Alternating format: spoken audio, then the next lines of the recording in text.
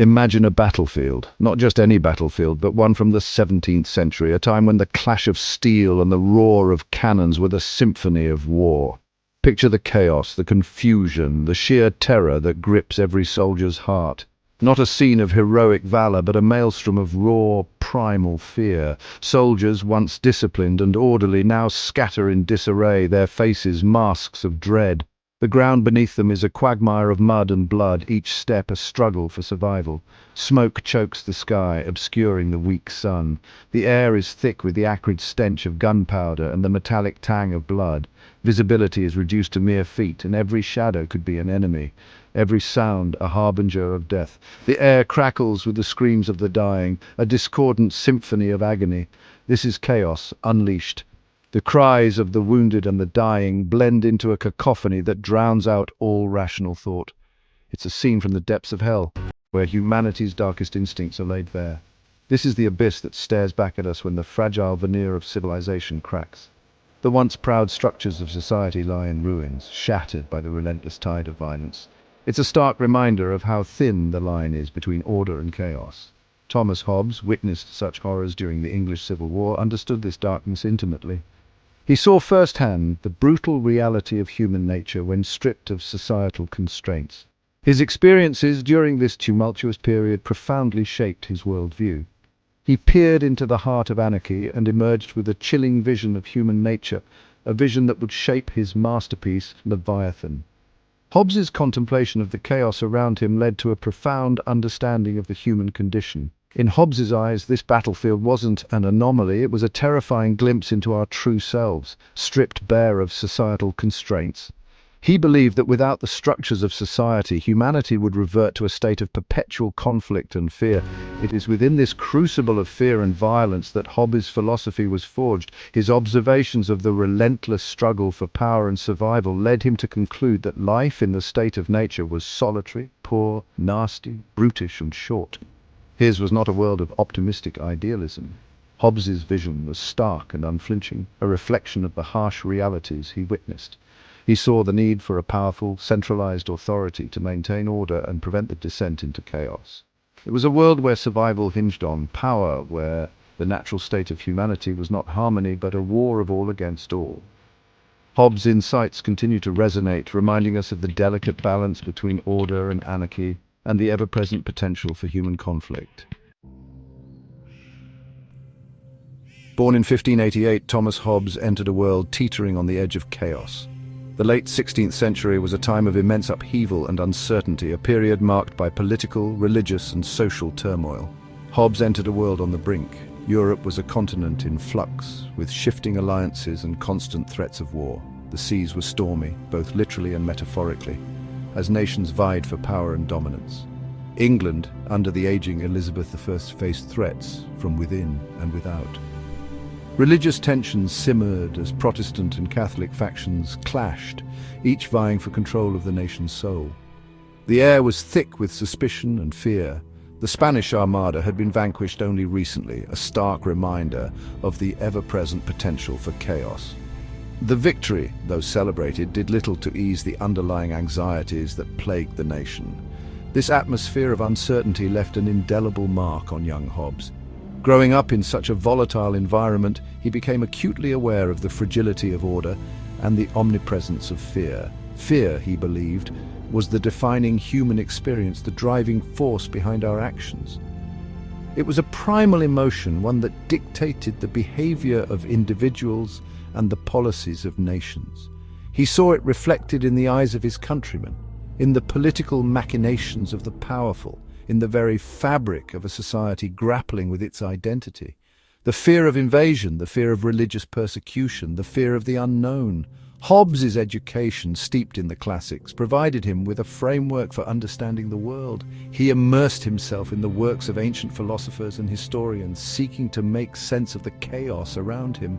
He devoured the works of Thucydides, observing the cyclical nature of history, the rise and fall of empires, the ever-present potential for violence to erupt. Thucydides' accounts of the Peloponnesian War resonated deeply with Hobbes, reinforcing his belief in the inevitability of conflict. These lessons, etched against the backdrop of a turbulent England, would form the bedrock of his philosophy. Hobbes came to see the world as a place where fear and self-preservation were the primary motivators of human behavior, a view that would profoundly shape his later works and ideas. In 1651, amidst the still smouldering embers of the English Civil War, a nation lay in ruins, its people weary and desperate for stability. The war had torn apart families, communities, and the very fabric of society itself. The air was thick with the scent of gunpowder and the cries of the wounded, a stark reminder of the chaos that had reigned supreme. It was in this turbulent backdrop that Thomas Hobbes published his magnum opus, Leviathan. This book was not just a philosophical treatise, it was a beacon of hope for a society on the brink of collapse. Hobbes sought to address the fundamental issues plaguing humanity, offering a solution that was as radical as it was necessary. Leviathan was a desperate plea for order in a world teetering on the precipice. The streets were filled with unrest and the social order had been upended. People were in turmoil, searching for a way to restore peace and stability. Hobbes's work was a response to this chaos, a call to arms for the establishment of a new kind of governance. The title itself, drawn from the biblical sea monster of immense power, hinted at the awe-inspiring force Hobbes believed necessary to hold back the tide of human savagery. This Leviathan was not a gentle protector, but a formidable entity, capable of instilling fear and maintaining order through sheer might. Hobbes's Leviathan wasn't a benevolent deity, but a terrifying necessity. It was a grim reminder that in the absence of a powerful governing force, humanity would descend into chaos. The Leviathan was a symbol of the absolute power required to keep society from falling apart. Imagine a colossal being forged from the fears and desires of every citizen, its body composed of countless individual wills surrendered in the name of security.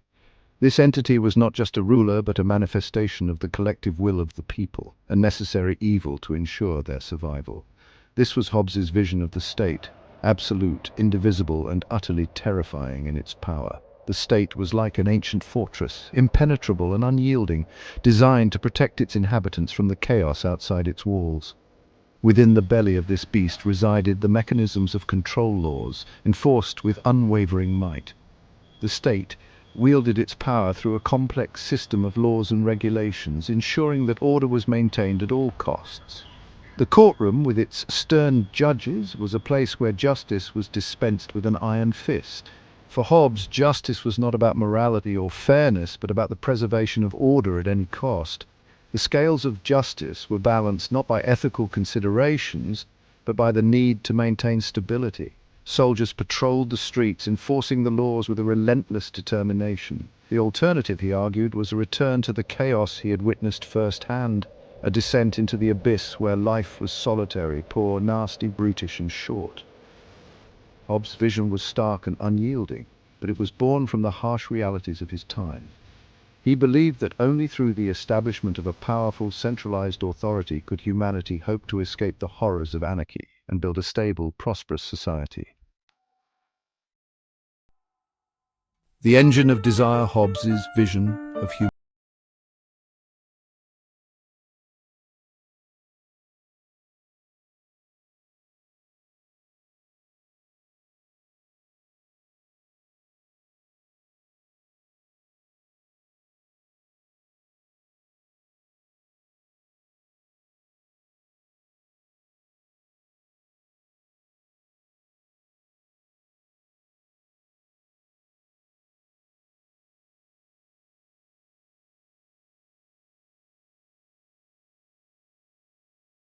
World, there is no room for sentimentality. Morality, compassion, and justice are luxuries afforded by the state, not inherent qualities. Without the Leviathan to hold us in check, we are but beasts driven by primal urges, locked in an eternal struggle for survival. The social contract, a pact with power, not virtue. To escape the horrors of the state of nature, Hobbes argued that individuals must willingly surrender their autonomy to an absolute sovereign power. This social contract, as he envisioned it, was not a pact between equals, but a desperate bargain made out of fear. We cede our rights in exchange for protection, trading freedom for security. Imagine a vast, impenetrable fortress, its walls built from the surrendered liberties of the populace. Within its confines, order reigns. The Leviathan, standing guard, ensures that the flames of chaos are kept at bay. This surrender of freedom for Hobbes was not a form of tyranny, but a necessary sacrifice. The alternative, he argued, was far more terrifying: a descent into the abyss of anarchy. In a world devoid of absolute authority, the very fabric of society would unravel, leaving only chaos in its wake. If you found this exploration of Hobbes' philosophy intriguing, don't forget to like, share, and subscribe for more thought-provoking content.